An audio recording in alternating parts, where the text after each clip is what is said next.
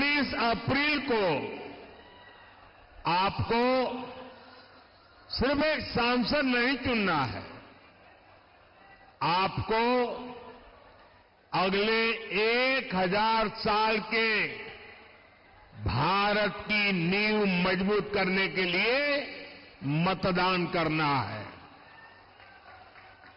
आपको विकसित भारत के संकल्प के लिए मतदान करना है।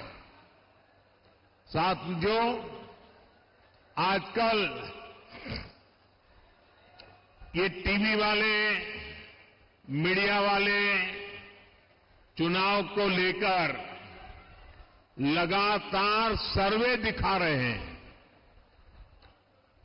इस सर्वे में एनडीए की बम्पर जीत दिखाई दे रही है, लेकिन मैं आज मीडिया वालों की मदद करना चाहता हूं।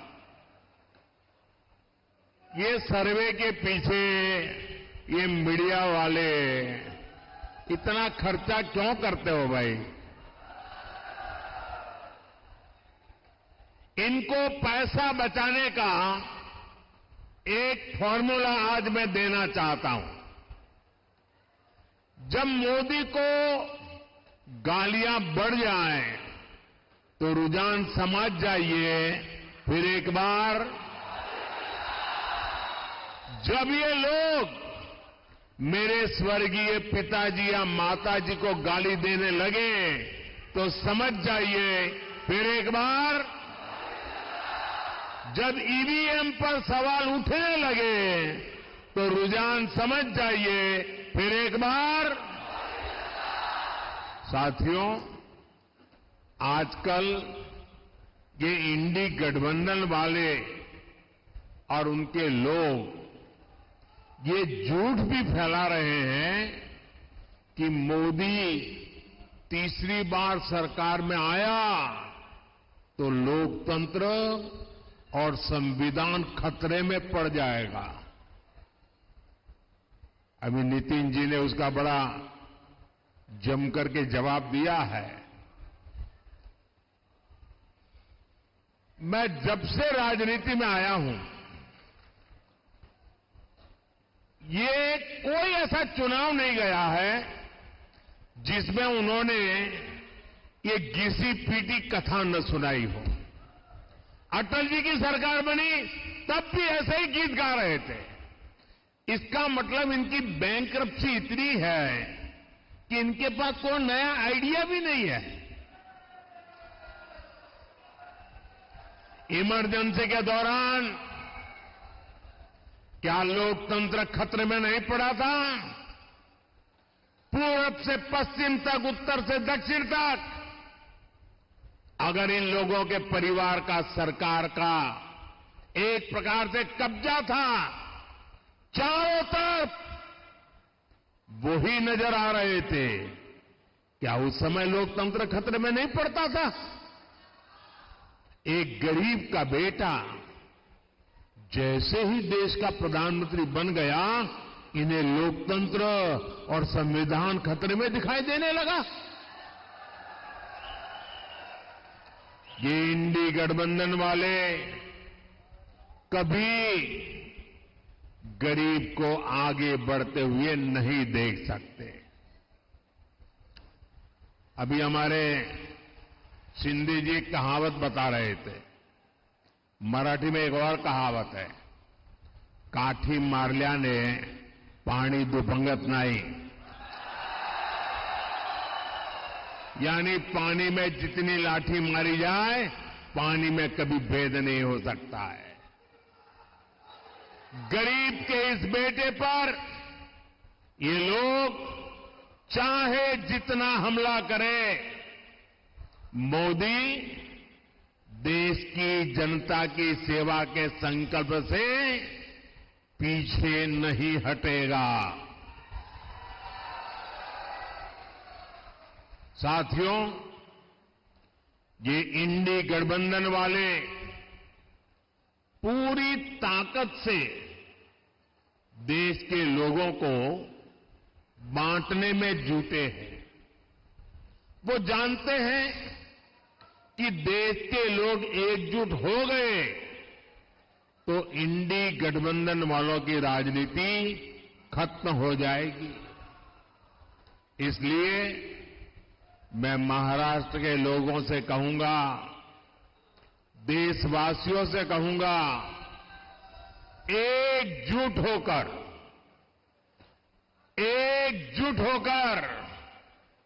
देश के नाम पर वोट दीजिए। ये इंडी गठबंधन वाले ताकतवर हुए तो देश को खंड खंड कर देंगे। आज भी ये एक समाज को दूसरे समाज से लड़ाने में कोई कसर बाकी नहीं छोड़ रहे। आज भी ये भारत की संस्कृति को निशाना बनाना, उसका कोई मौका नहीं छोड़ते।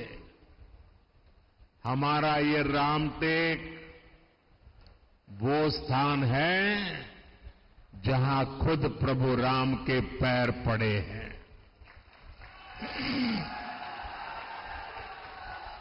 इस बार रामनवमी पर अयोध्या में हमारे रामलला टेंट में नहीं, भव्य मंदिर में दर्शन देंगे। 500 साल बाद ये पल आ रहा है। सो रामटेक को, पूरे महाराष्ट्र को, पूरे देश को अद्भुत आनंद हो रहा है। लेकिन हम ये न भूलें कि जब प्राण प्रतिष्ठा का अवसर आया तो इन इंडी गठबंधन वालों ने इसका भी बहिष्कार किया, निमंत्रण को ठुकरा दिया।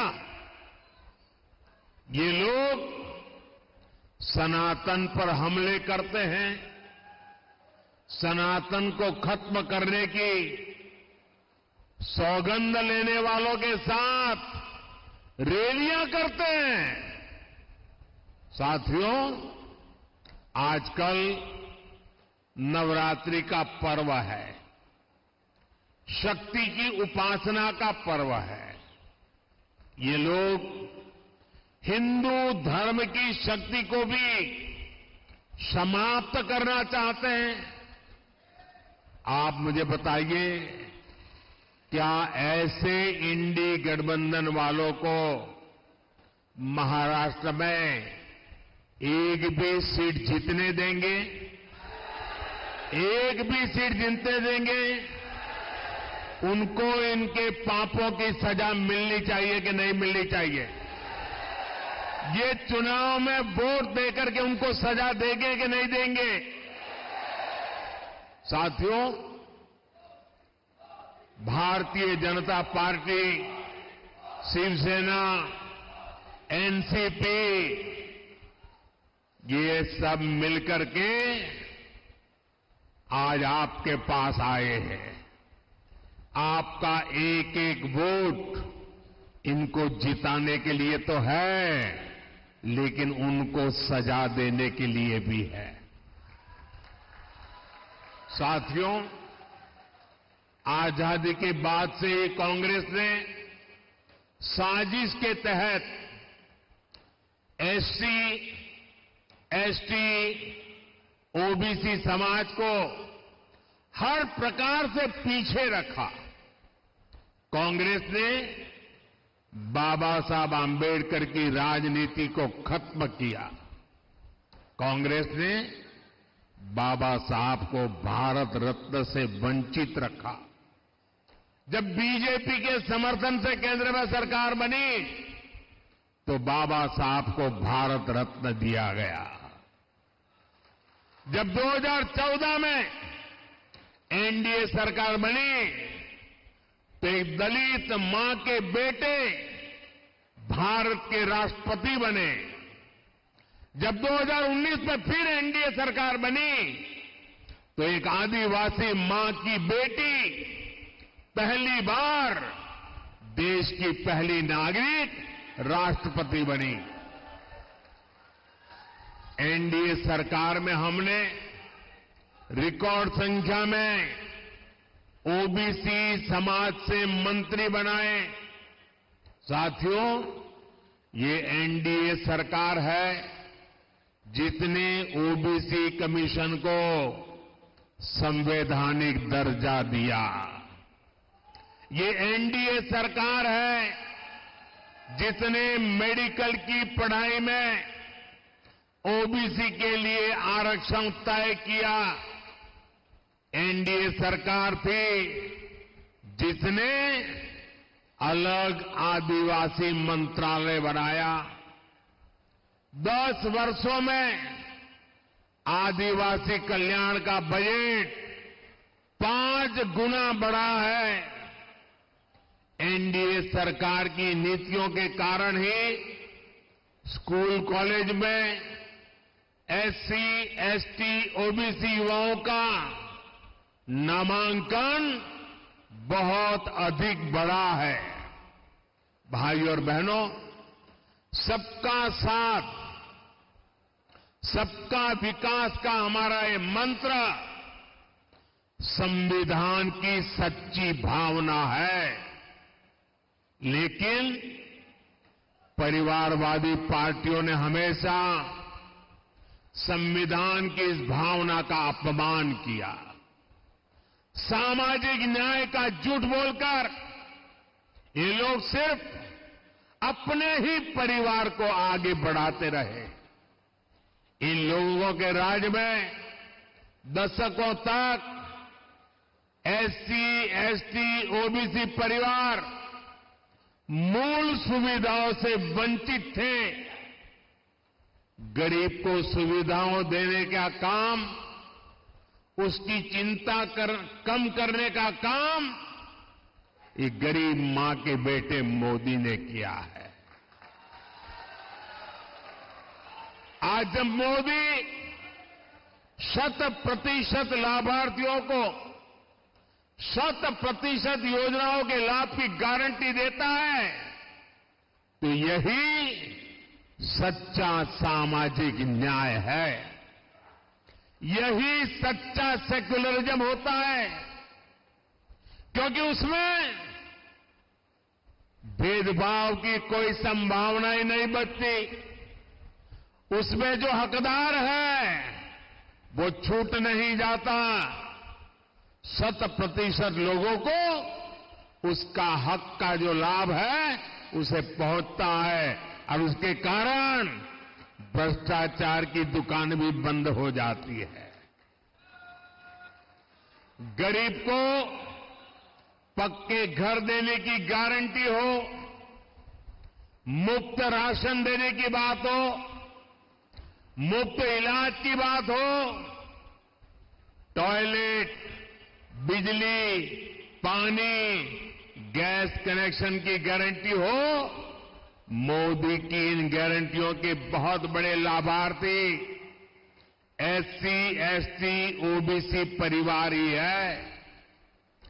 जिन आदिवासी बाहुल्य जिलों को पहले पिछड़ा मानकर छोड़ दिया गया था, 10 वर्षों में वहां विकास की नई आशा जगी है।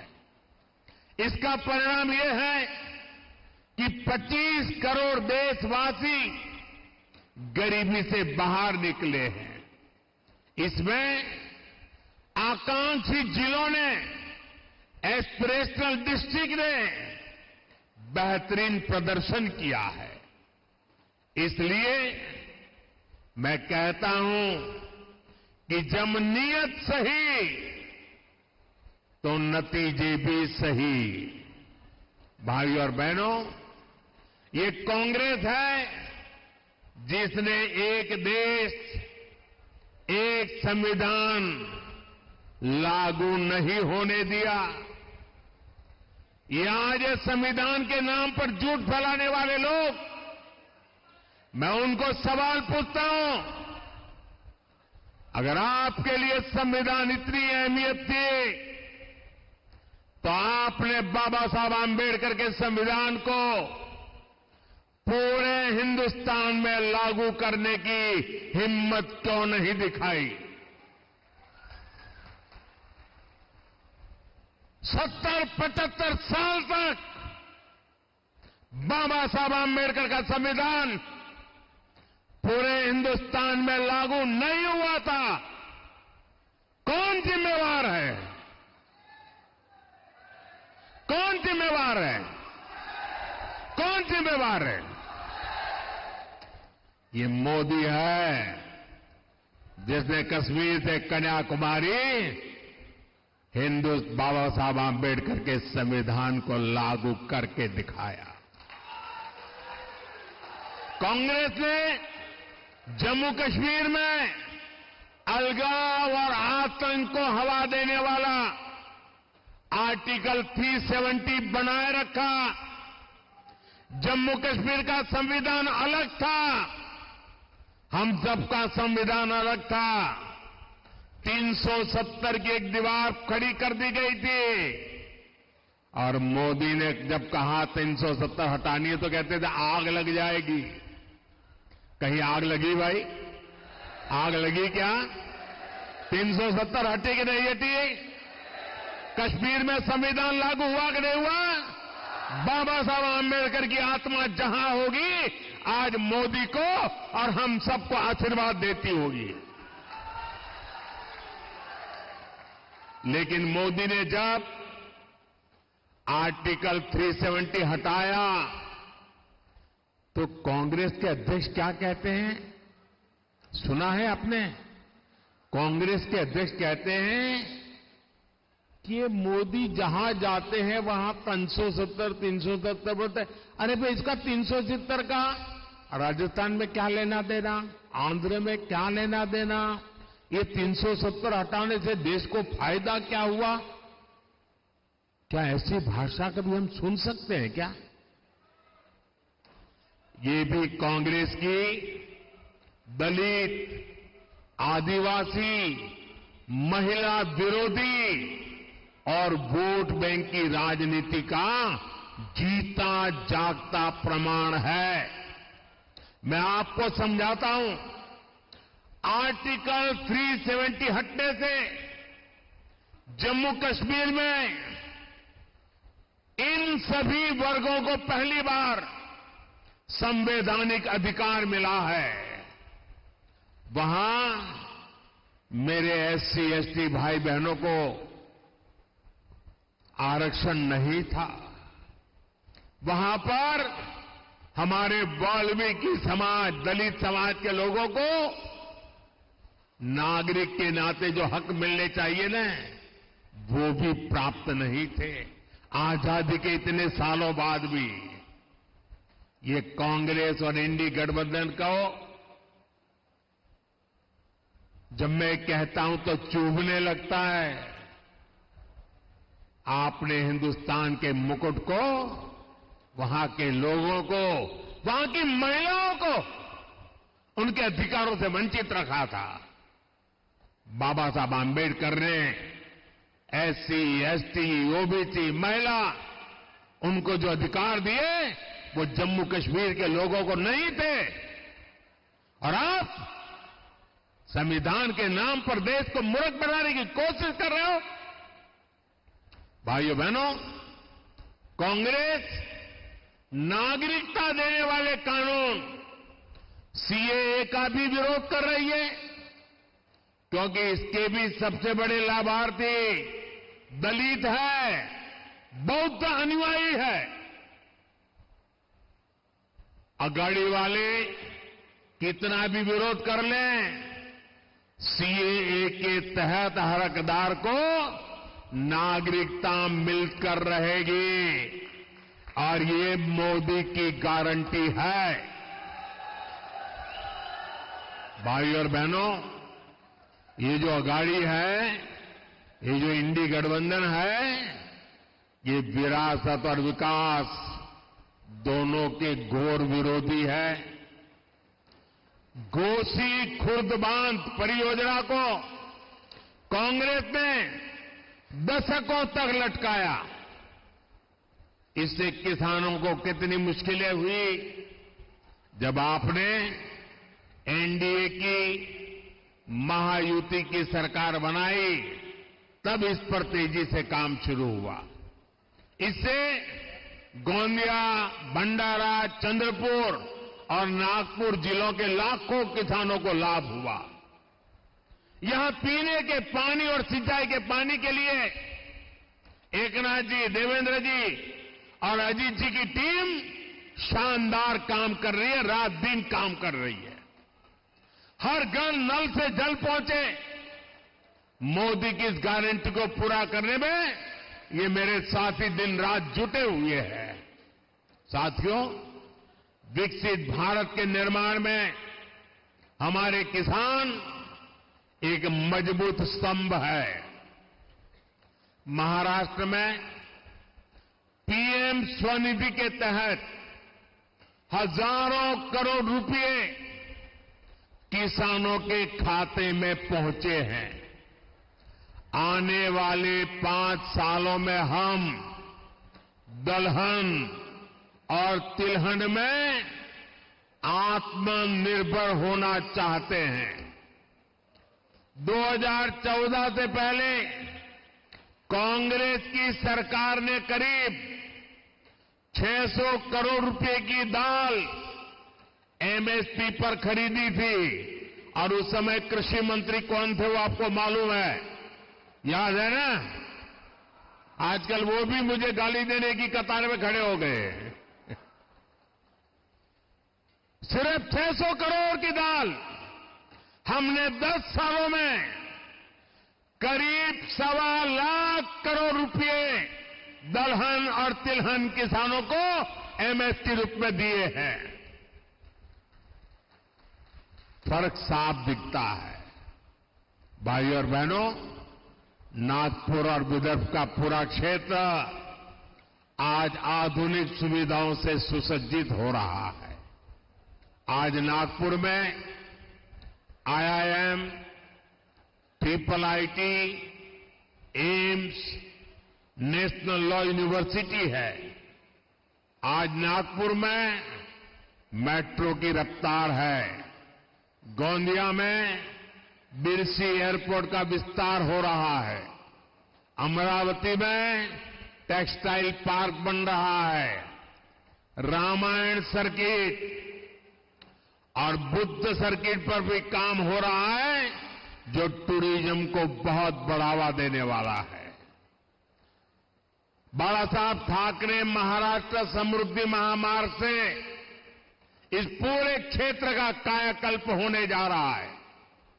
ऐसा विकास एक ईमानदार, मजबूत और स्थिर एनडीए सरकार ही कर सकती है।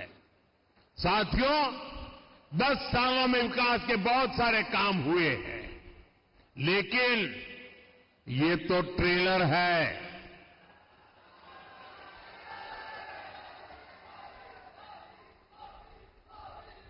आजकल बड़ी बड़ी होटल में कोई खाना खाने जाता है ना, तो शुरू में थाली आने से पहले एपेटाइजर आता है। बड़ी चटाकेदार वानगियां आती हैं। कभी कभी लगता है यार इसी से तो पेट भर गया, लेकिन आपको मालूम है वो एपेटाइजर होता है, थाली आनी बाकी है। ये 10 साल में मैंने जो काम किया है ना, वो तो एपेटाइजर है, अभी तो थाली आनी बाकी है। आने वाले 5 साल में हमें देश को, महाराष्ट्र को बहुत आगे ले जाना है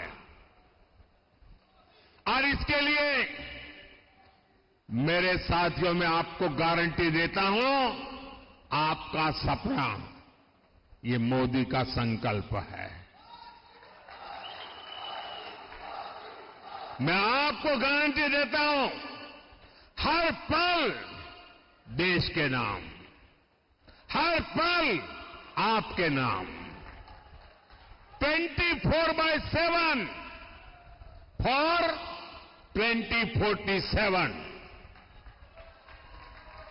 और इसके लिए 19 अप्रैल को रामटेक से राजू पारवे जी, भंडारा गोंदिया से सुनील जी और नागपुर से भाई नितिन गडकरी जी को भारी मतों से विजयी बनाना है।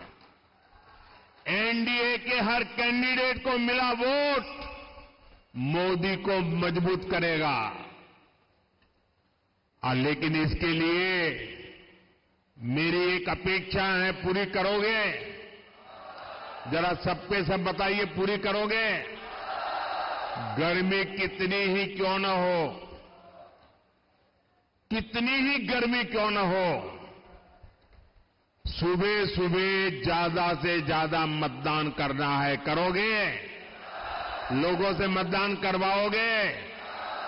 मतदान के पुराने सारे रिकॉर्ड तोड़ोगे? मेरा एक और काम है, करोगे? हमें हर पोलिंग बूथ जीतना है, जीतोगे? हर पोलिंग बूथ जीतना है इस बार। हर पोलिंग बूथ का रिकॉर्ड तोड़ना है, तोड़ोगे? अच्छा, मेरा एक और काम है, करोगे? ये मेरा पर्सनल काम है, करोगे? पक्का करोगे?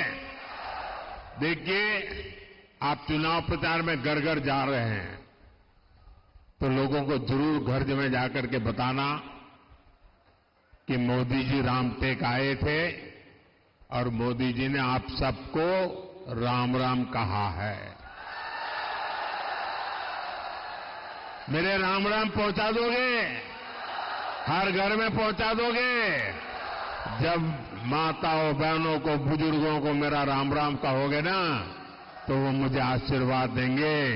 वो आशीर्वाद मुझे ऊर्जा देता है आपके लिए जीने के लिए, आपके लिए जूझने के लिए, आपके लिए दौड़ने के लिए, आपके लिए दिन रात खपाने के लिए मुझे वहां से ताकत मिलती है। और इसलिए ये मेरा व्यक्तिगत काम है।